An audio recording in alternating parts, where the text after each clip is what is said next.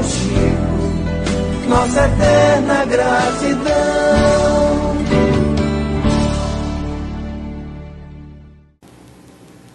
Para a noite de hoje, nosso irmão, com muita alegria, deles.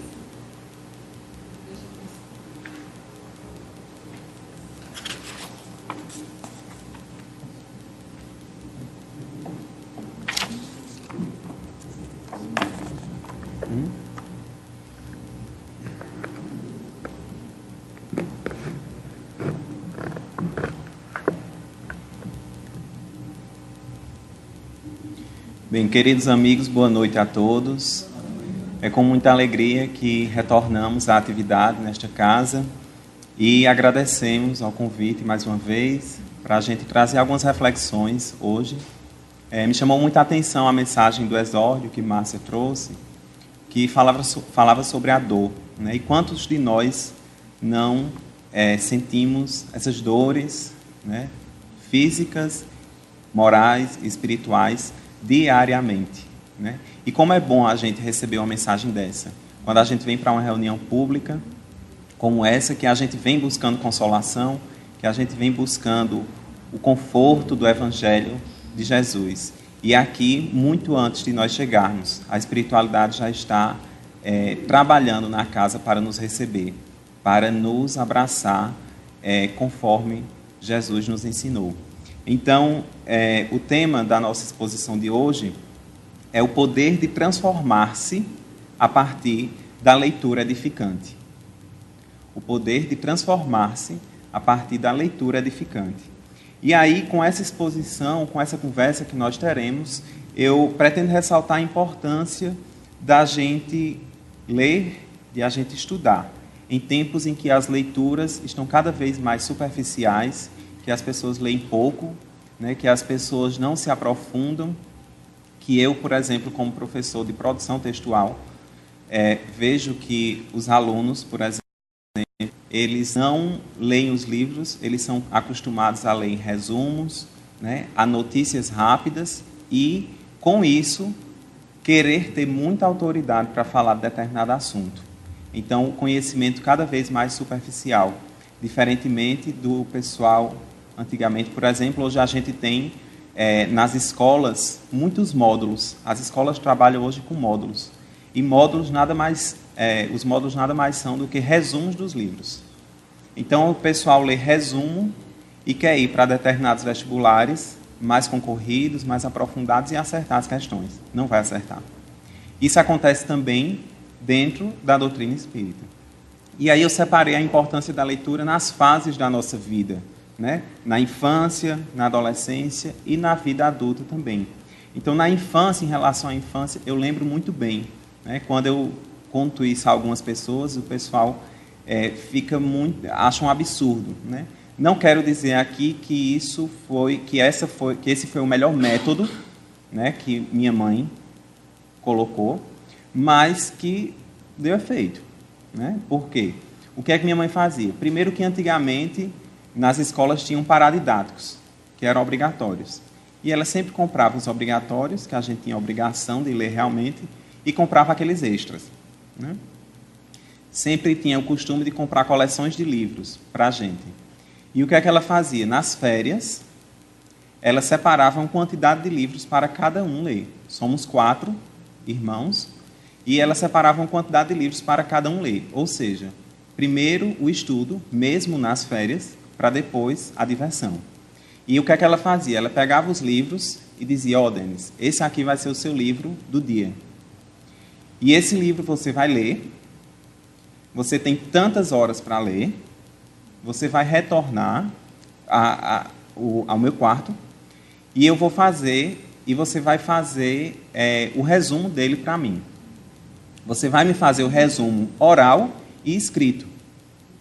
Né? E aí ela fazia isso, a gente ia para o quarto e só depois disso a gente podia brincar. E a gente tem vários paradidáticos lá com o visto que ela dava, né? Está aprovado. Fez o resumo escrito, oral, e aí agora pode brincar. Tem vários livros lá com a assinatura dela, né? Isso foi um hábito que ela criou para a gente, foi uma forma que ela criou de incentivar a leitura dentro de casa.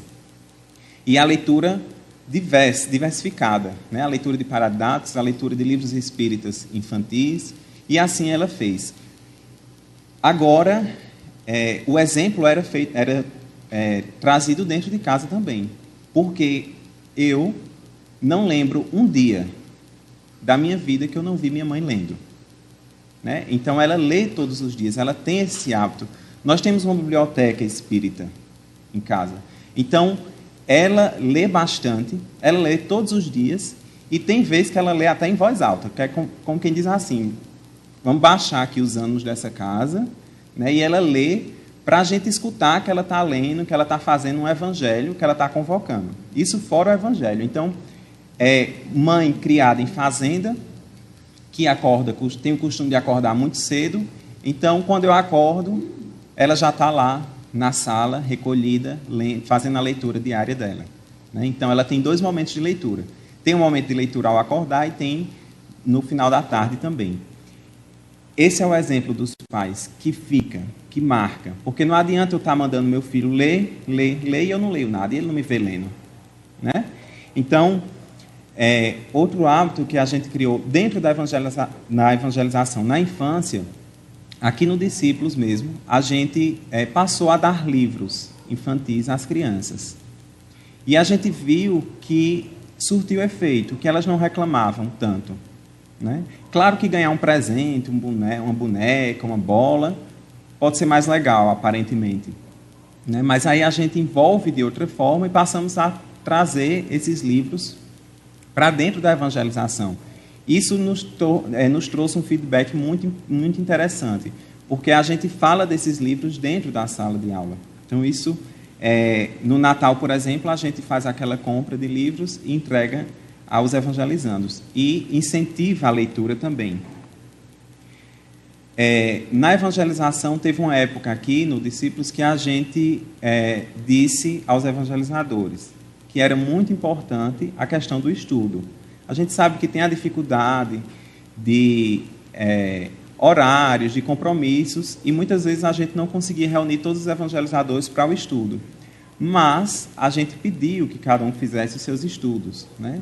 Nos horários convenientes, seja em casa, seja na casa espírita, seja nesta casa espírita ou em outra casa espírita, mas que seria importante, né? Isso acaba afastando algumas pessoas do trabalho. Mas aí, se a gente parar para pensar na infância, ainda na infância, porque eu tenho 2 sobrinhos de 7 e 8 anos, e aí se você parar para ver quanto tempo é dedicado na frente da televisão, na frente do computador, na frente do celular e das demais tecnologias, né? Quanto tempo eles passam lá? E se você não tirar, ele passa o dia todo, tranquilamente, certo? Então, a gente tem que ter muito cuidado com isso, porque é preciso direcionar, é preciso colocar aquela disciplina. Eu lembro que quando a gente era mais novo, 4 filhos, os 4 querendo usar o computador, tinha que ser na disciplina, tinha que ser na regra, senão não tinha como. E sempre um quer mais do que o outro, né? Então, eram 2 horas para cada um de computador no final de semana, 2 horas. Porque 2 vezes 4 já são 8 horas do dia, né? Então, 4 filhos. Então, tinha essa disciplina. A gente foi criado nessa disciplina e isso é muito importante para a criação de hábitos e que só vão ser refletidos lá na frente, né? A gente só vai ver realmente a importância disso lá na frente. Na adolescência, a importância de a gente utilizar a tecnologia a favor, porque não tem mais hoje como a gente tirar essa tecnologia das pessoas e nem é saudável, né? A tecnologia tem seu lado bom, mas tem que ser direcionada para as pessoas, né? Tem que ser direcionada para o bem. Para cada faixa etária saber utilizar aquela tecnologia, o que buscar ali, né? Uma cobrança maior em relação à leitura dos adolescentes também, né? O esclarecimento importante para os adolescentes de não acreditar em tudo que se lê. Hoje em dia, a gente vê muito falar na questão das fake news, né?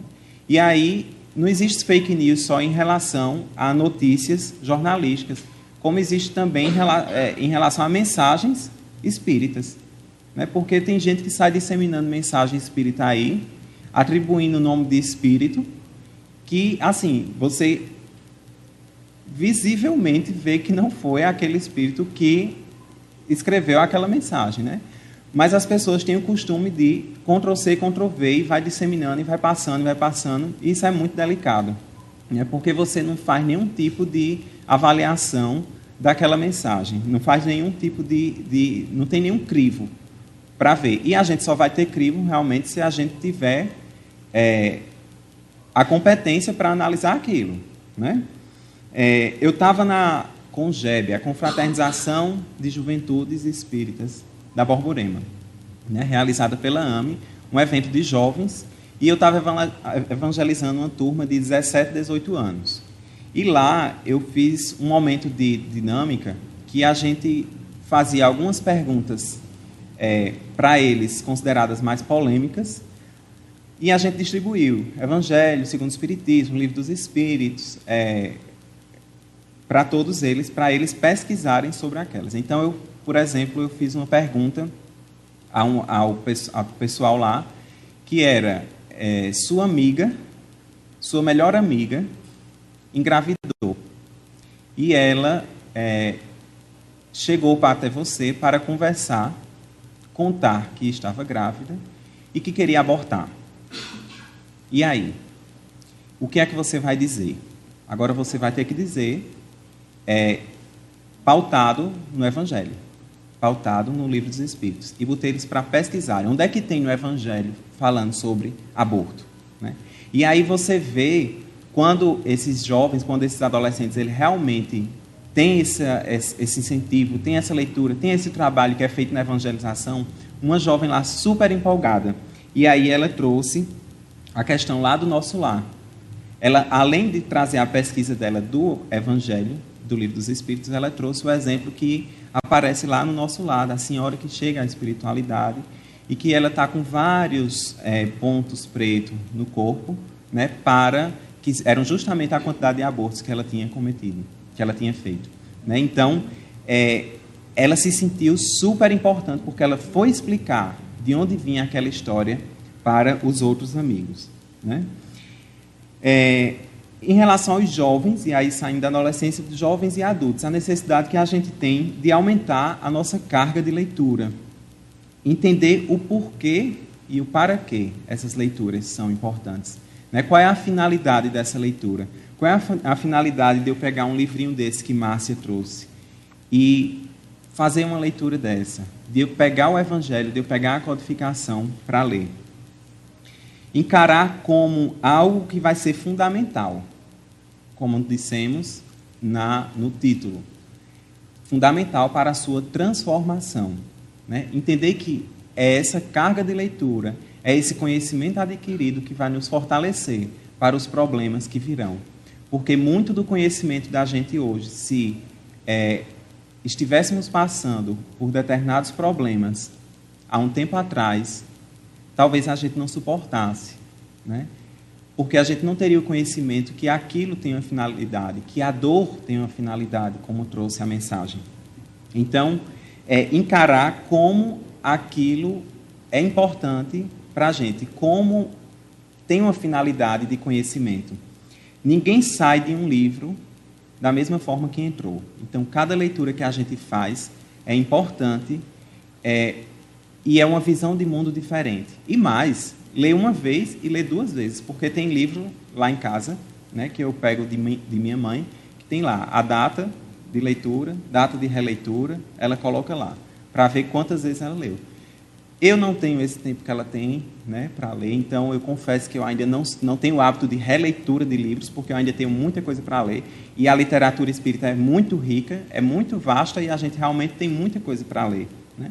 Mas o quanto é importante a gente investir nesse conhecimento, porque é investir na gente, né? É investir na formação do ser imortal, do espírito imortal, da nossa construção e da nossa reforma íntima, de sermos espíritas melhores, de sermos pessoas melhores para nós mesmos e para o próximo também. Existem algumas técnicas de leitura, né?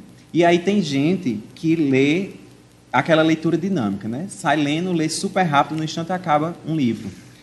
E eu estava conversando com Lisiane, inclusive, semana passada, que como a leitura da gente vai se transformando ao longo do tempo.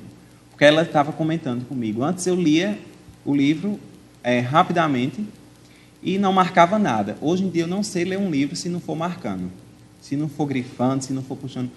Eu no MIEP agora, esse mês, eu fiquei muito feliz porque eu ganhei um Evangelho segundo o Espiritismo grande, assim, e com aspiral. Eu disse, isso é excelente para estudo, né? Para a gente grifar, puxar, botar uma referência, riscar mesmo, porque esse é o verdadeiro estudo que fica, né? Esse é a leitura edificante, é a leitura que constrói, é a leitura que a gente consegue fazer referências com o nosso conhecimento de mundo, com as leituras que já fizemos, né?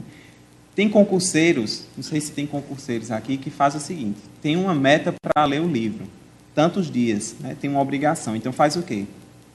Eu tenho 30 dias para ler esse livro. O meu objetivo, qual é o meu objetivo para ler esse livro? Então, pega 30 dias, vê a quantidade de páginas que tem o livro e divide pela quantidade de dias. É a disciplina de todo dia ler aquelas páginas. Eu só não vou fazer as contas aqui, dando um exemplo, para eu não passar vergonha, porque eu não sou muito bom em matemática, certo? Mas é mais ou menos isso. Você pega, eu quero ler esse livro em quanto tempo? Um mês. Tem quantas páginas? 500 páginas. Aí divide. Aí vocês fazem em casa, certo? A conta.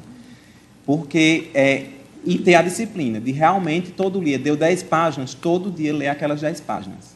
Todo dia fazer um esforço, ter um horário. E de preferência ter aquele horáriozinho de leitura, né? Porque no começo é difícil.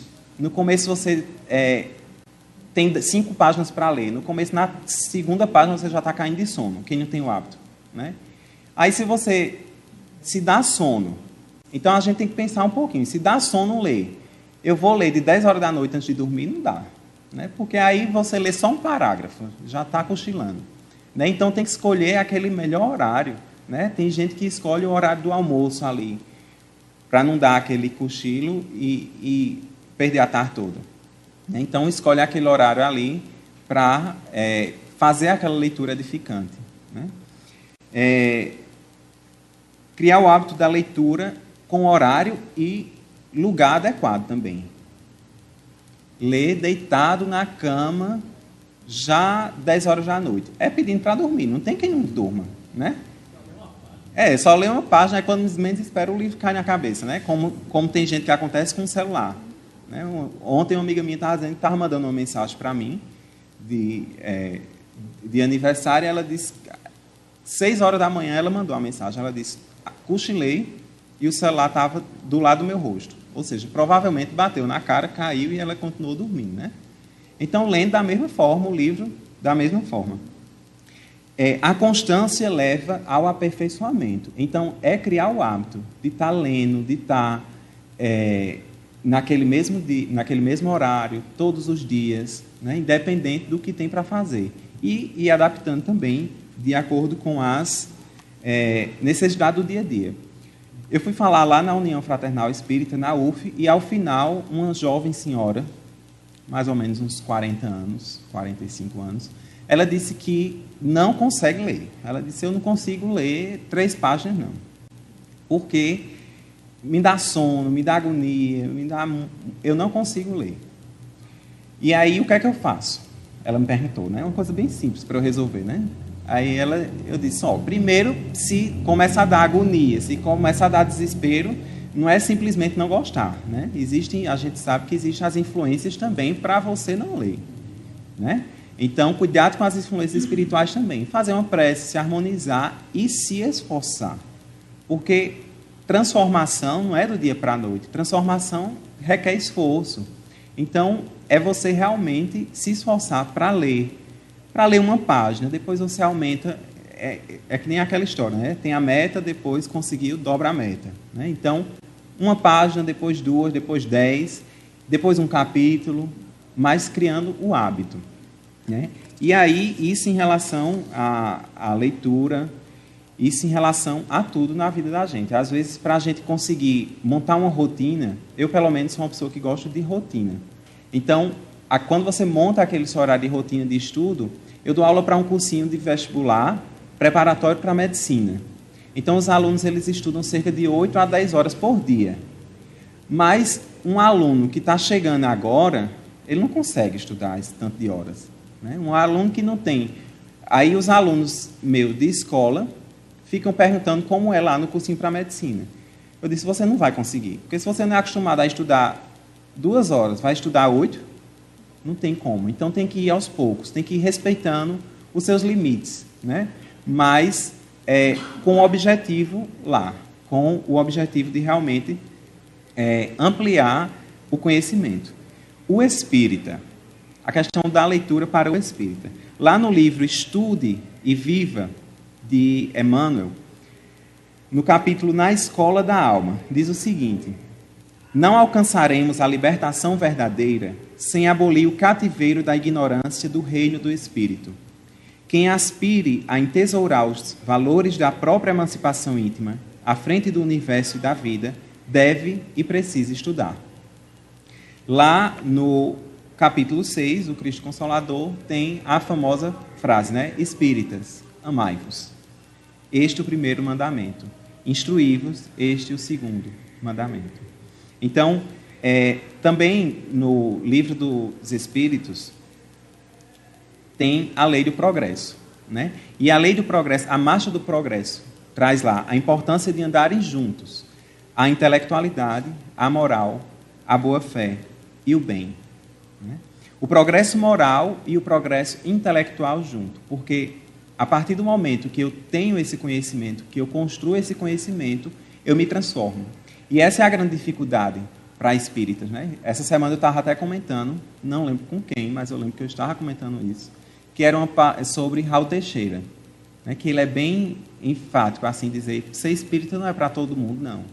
Né? Tem gente que tem medo de ser espírita, porque é responsabilidade. Né? A gente sempre diz, passou por aquele portão, é responsabilidade. Né? Começou a leitura, começou a ter esse conhecimento, é responsabilidade. Né? E não é Deus, não é Jesus, não é a doutrina espírita, não é Allan Kardec, é a nossa consciência. Né? É a nossa própria consciência que nos cobra. Então, não nos condena, nem nos perdoa, mas a nossa consciência, ela atinge aquele patamar de dizer, não, realmente não está certo.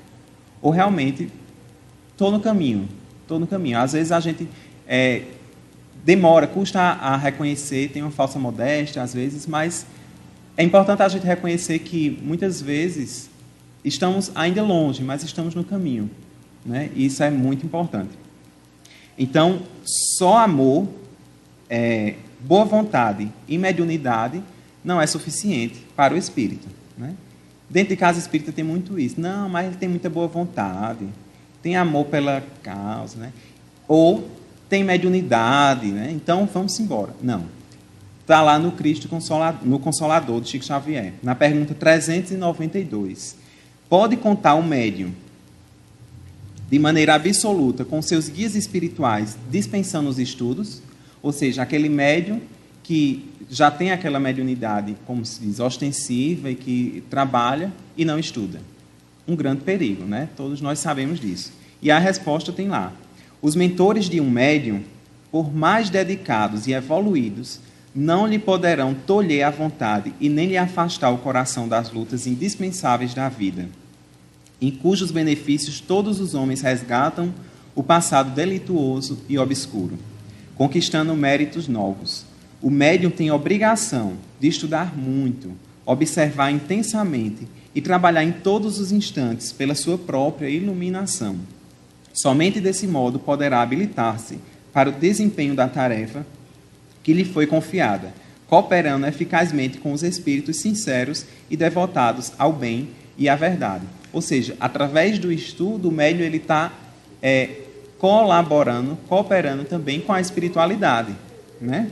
Então, a importância disso. E quais são os benefícios dessa autoiluminação, dessa construção? Através da leitura, nós diminuiremos o desânimo. E aí, cansaço é diferente de desânimo. Né?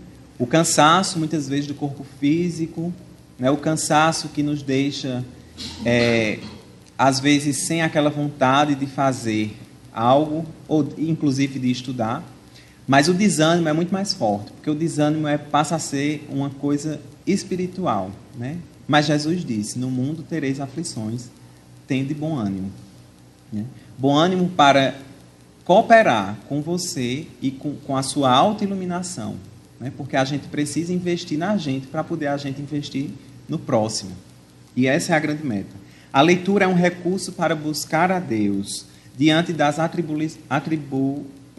atribulações da vida, né, que todos nós temos, porque essa é a nossa condição de seres em construção, seres espirituais em construção. Então, através da leitura, a gente busca Deus. Através da leitura, a gente se conecta, como também nos conectamos com Deus através da sua criação. Não estudar significa em uma evolução espiritual mais lenta e sofredora, porque não há esclarecimento. Então, a partir do momento que eu não estudo, que eu não busco, os problemas que aparecem na minha vida, eles se tornam uma incógnita maior do que para aqueles que estudam. Então, todas as dificuldades, seja financeiras, seja de doença, seja de perturbações espirituais, tudo aquilo vai ficar uma incógnita muito maior. E aí, isso vai me perturbar muito mais. Então, é uma questão de se autoajudar também. A importância de estudar para nos transformarmos em uma ferramenta. Né? Quantas vezes a gente não canta com tanto fervor a oração de São Francisco: Senhor, fazei-me instrumento. Né? Instrumento das mais diversas formas de ajudar ao próximo. E aí a gente, para ser instrumento, a gente precisa se qualificar para isso. Né? Não é eu ter uma mediunidade ostensiva e trabalhar. Eu preciso, para trabalhar, para ser instrumento, ter competência para isso. Né? E não achar que tudo a espiritualidade vai tomar conta. Porque se deixar tudo a espiritualidade tomar conta, também tem a espiritualidade inferior. Né? E que vai realmente tomar conta. E aí é por isso que a gente vê os desvios. Os desvios de comportamentos aí também em médiuns. Né? Obras básicas da codificação, livros como a coleção de Manuel Filomeno de Miranda, de Joana de Anjos, de Ivone Pereira, de André Luiz. Esses não tem aqui um livrinho, aqueles 4 livrinhos: Caminho, Verdade e Vida, Pão Nosso, Vinha de Luz e Fonte Viva. Como são ricos aqueles livros, né? Cada mensagem daquela traz um evangelho maravilhoso para a gente refletir, e tudo mensagem atualizada. Veja que Caminho, Verdade e Vida é de 1948. Né? Mas como a gente consegue trazer para o nosso dia a dia? Porque são mensagens que elas são atemporais. São mensagens que são para a vida toda. São mensagens que são para o espírito, não são para uma encarnação. Né?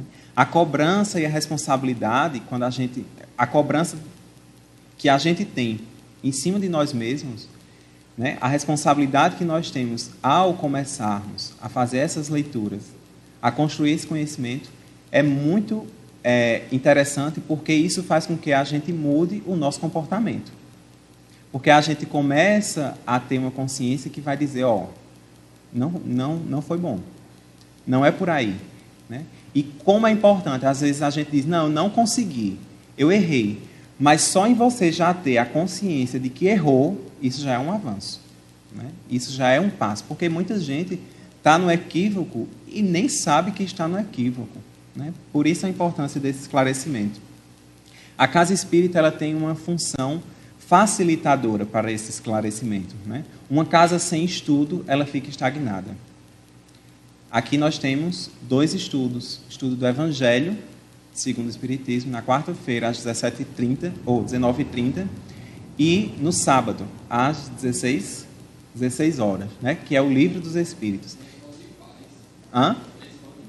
E a Escola de Paz, que é no domingo, né? No domingo, no mesmo horário da evangelização. Então, são 3 estudos direcionados que são muito importantes para aqueles que participam e, consequentemente, para onde aquelas pessoas vão. Porque a ideia é essa. A gente precisa vir para a casa espírita e levar essa mensagem para fora. Né? E sermos exemplo lá fora. Né? Como diz Joana de Ângeles, mesmo és exemplo para alguém, né? Onde quer que estejas. Mesmo que não saibas, és exemplo para alguém. Então, tem gente que diz assim, a gente percebe muito, eu vou para o centro espírita porque eu estou cheio de problema, né? E aí vai para a casa espírita, né? Procura atendimento fraterno, vai para a palestra, passa a frequentar a casa espírita, aí as coisas vão fluindo na sua vida, vai melhorando, aí se afasta.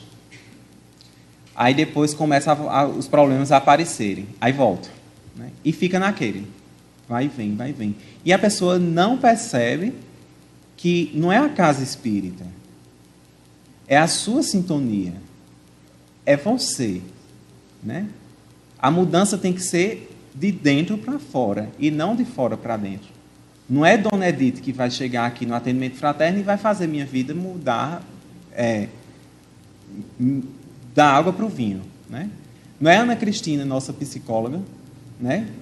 E também no atendimento fraterno que vai conseguir realmente mudar a minha vida. Tem que ser de dentro para fora. Elas vão orientar, elas vão colaborar para que a gente, pelo menos, tenha uma luz. Elas vão nos guiar, né?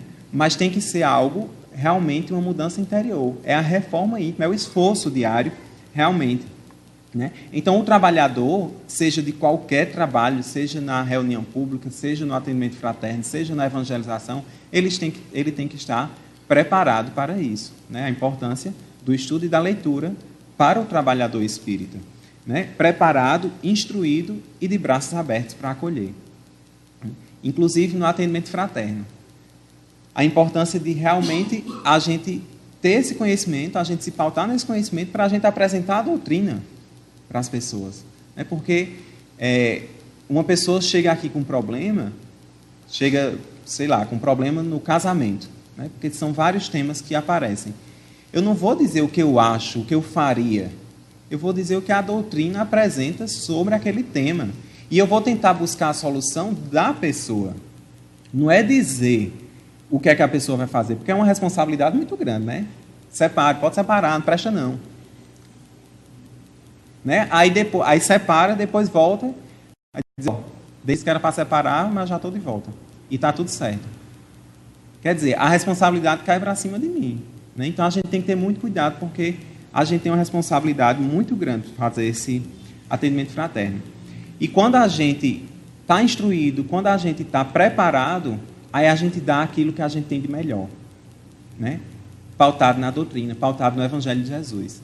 Porque a gente só dá o que a gente tem, né? A gente só dá aquilo que a gente tem. A gente só pode dar aquilo que a gente se preparou para ter. Eu vou receber uma pessoa em casa e a pessoa é vegetariana. E eu só tenho lá carne, feijão, arroz, macarrão e purê. E aí a pessoa não vai comer? Eu só dou o que eu tenho, eu só tenho isso, né? Se eu não tenho um prato de salada, eu não tenho como oferecer. Eu posso me esforçar, né? Para fritar um ovo, né? Pelo menos, né? Para a pessoa, já que não vai comer uma carne, frita um ovo, né? Mas a gente tem que se preparar para dar o nosso melhor. Então, conhecer quem é a minha visita, o que é que eu vou oferecer a ela, né? Uma vez eu fui para uma entrevista numa rádio falar sobre outro tema, falar sobre fenômenos mediúnicos que aconteciam em um determinado canto. E aí um ouvinte ligou para lá e perguntou assim, por que o espírita não chora no velório? Me perguntou assim. Eu disse, olha, me desculpe, mas eu estou sabendo agora que tem algumas pessoas que acham isso, né? Porque eu acho que quase todos os velórios que eu fui eu chorei, né? E eu sou espírita e não tem problema nenhum chorar. Então, assim, ainda existe muita ignorância em relação às pessoas que estão fora e muita ignorância às pessoas que também estão chegando, que acham que vai ter uma transformação gigante, assim, que, por exemplo, não tem como você não sofrer com o desencarne de uma pessoa que você goste, né? Uma coisa é... Porque nós espíritos choramos um choro de saudade. Pois é. A ideia é evitar o desespero, né? Mas que a gente vai chorar, que a gente vai sentir saudade, isso é perfeitamente cabível, normal, né? Natural do ser humano, porque a gente vai se desligar daquela pessoa materialmente por um tempo, né? Espiritualmente, aí vai depender das partes, né? Se elas vão se desligar ou não. A importância, por exemplo, quando a gente tem grupos de estudo, a gente aprende em grupos de estudo a ouvir mais o outro, né? Porque às vezes a gente fala tanto, que o outro não tem tempo nem de falar, né? E isso em tudo, às vezes em uma conversa, eu já parei para perceber assim, algumas pessoas que eu já encontrei, que as pessoas hoje escutam pouco, né? Vai conversar com a outra pessoa, tem gente que ela fala da vida e não para um minuto para perguntar, e a sua, como é que está? E tome problema, e tome descarregando, né, tudo que tem. E aí você tem que aprender a ouvir mais também. Então é um exercício do grupo de estudo, para você ser mais indulgente, para você ouvir mais, para você calar, né? Você aprende a pegar aquelas lições e mudar o seu comportamento, né? E mudar as suas atitudes e dizer, se for um livro, por exemplo, um livro de romance, de história, de mudar o comportamento a partir de tal personagem, né? Tem gente, eu já escutei, tem gente que diz, eu dou um boi para não entrar numa briga, uma boiada para não sair dela, né? E aí a gente, quando vai estudando, quando a gente vai conhecendo a doutrina, a gente vai vendo que isso é muito, às vezes, repetição, né, de algumas pessoas, e que, na verdade, isso não vai chegar a canto nenhum, né? Na verdade, pode até nos comprometer ainda mais, espiritualmente falando. Tem gente que diz assim, eu digo tudo na cara mesmo, eu sou sincero, e chegou em mim, eu falo, eu não quero nem saber, né? Não, isso é falta de educação, isso não é sinceridade, né? Então a gente precisa realmente pegar essas lições e mudar o comportamento da gente, porque a gente muda o comportamento das outras pessoas, por exemplo, dos nossos filhos, a partir dos nossos comportamentos, né? O Evangelho no lar, a importância do Evangelho no lar como parte desse estudo, né? A importância de fazer aquele Evangelho no lar adaptado para a criança, a importância de fazer o Evangelho no lar distribuindo a leitura para as pessoas que estão lá, a importância de criar esse hábito, e veja que é um hábito que une a leitura e um hábito espiritual muito importante, né? Porque a gente sabe que uma casa que tem o Evangelho no lar é uma casa diferenciada espiritualmente, é uma casa que a espiritualidade amiga, responsável pela implantação do bem na Terra, está presente, né? Lá no livro, Nos Domínios da Mediunidade, diz o seguinte: importa ponderar que em qualquer setor de trabalho, a ausência de estudo significa estagnação. Conta a história de que Divaldo, quando ele começou a ler o Livro dos Espíritos, ele leu o Livro dos Espíritos todo. E aí ele dizia, né, conversava com a sua mentora, terminei. E ela dizia, leia de novo, né? E aí ele, terminei, leia de novo. Cada leitura que você faz, né, é uma leitura diferenciada, porque aí você já viveu muita coisa, você já leu outras coisas, você já dá uma importância àquela frase, àquela palavra, já dá um ressignificado a determinadas palavras, né, porque as palavras elas são polissêmicas, então isso significa dizer que a gente lê uma palavra, naquele contexto tem um sentido, depois a gente lê, já vê com outros olhos, e isso vai nos enriquecendo, isso vai nos ajudando a nos transformarmos. E aí, falando em leitura edificante, lá no livro Ação, Vida e Luz, psicografado por Chico Xavier, tem uma mensagem, uma oração muito bonita. E aí a gente vê o quanto essas leituras nos enriquecem, o quanto essas leituras nos ajudam a passar pelos momentos de dificuldades. O nome da mensagem é Oração de Agradecimento a Deus. Mestre e Senhor, depois de recebidas numerosas expressões de tua misericórdia infinita, temos os corações genuflexos agradecendo a tua bondade. Nada somos, nada temos senão boa vontade, nada representamos senão instrumentos do teu amor. Nas esferas espirituais que cercam o planeta, como também, quando encarnados, envergando o envoltório perecível da vida material. Muitos foram os corações que nos buscavam ansiosos, mas nós nos lembrávamos de quando distribuías as bênçãos de tua bondade indefinível, junto daqueles que se encontravam encarcerados nas concepções do mundo. Recordávamos o tempo em que ias de Betsaida ou de Cafarnaum para Cesareia de Filipe, abençoando as criancinhas. Eram velhos trêmulos cujas mãos enregaladas te pediam o calor da esperança. Eram jovens simples e puros que solicitavam a verdade do teu evangelho divino. Crianças que se agasalhavam na tua ternura inesgotável. Rememorávamos tudo isso e suplicávamos a tua assistência.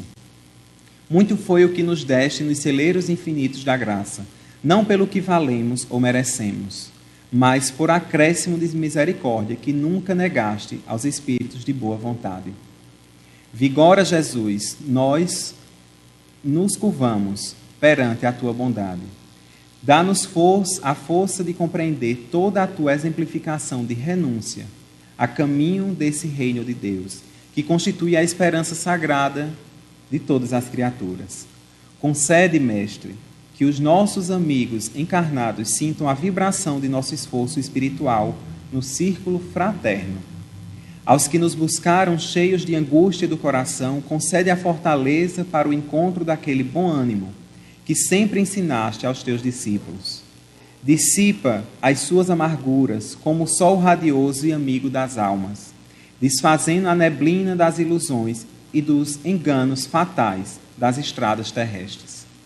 Aos que vieram saturados do conhecimento científico do mundo, muitas vezes submerso na suposta infabilidade do dogmatismo acadêmico, proporcione a claridade necessária para que se façam simples e felizes, de modo a entenderem aquelas verdades que reservas aos pequeninos. A quantos chegaram atormentados pela saudade de todos os que os precederam no caminho escuro e triste das sepulturas, dá aquela luz maravilhosa da esperança em teu amor, para que, recebendo a tua mensagem eterna no Evangelho, compreendam a redenção espiritual que nos há de reunir um dia, sob a árvore divina do teu desvelado amor, no plano da vida imortal. Que todos os trabalhadores de tua casa se unam na fraternidade legítima e na edificação sincera do teu reino, de luz imorredora. Dá-lhes a fortaleza de ânimo que realiza a tolerância recíproca, base sagrada de todas as obras do teu amor.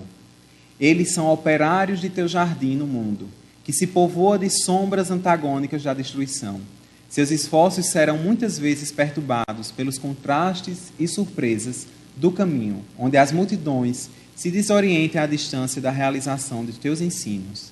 Por teu nome, hão de sofrer naturalmente todas as hostilidades da estrada material, mas que logo eles se sintam unidos contigo para a execução da tarefa divina.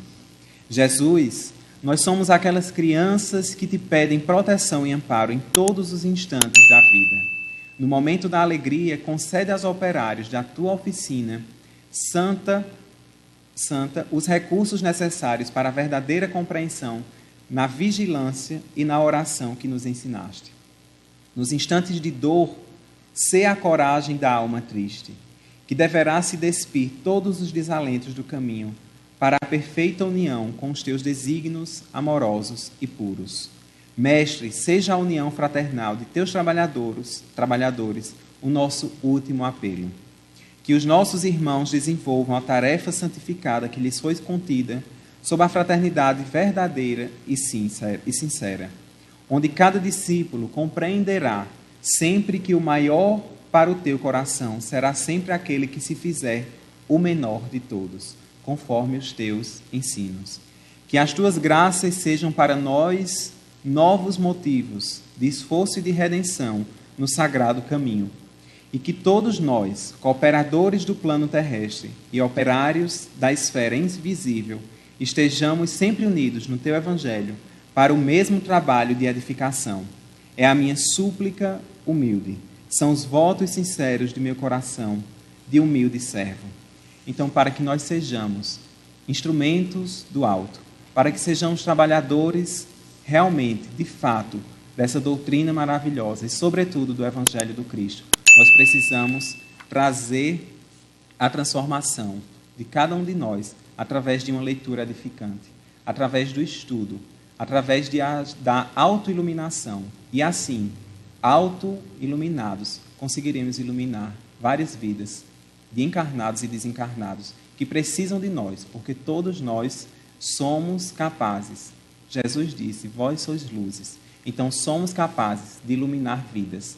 Nunca subestimemos essa nossa capacidade, porque assim como Jesus nos confiou essa tarefa, assim como todos nós sentimos a necessidade de ajudar ao próximo, isso, através do conhecimento, através do estudo, vai se transformando numa onda, que aí a gente vai realmente sentindo o que é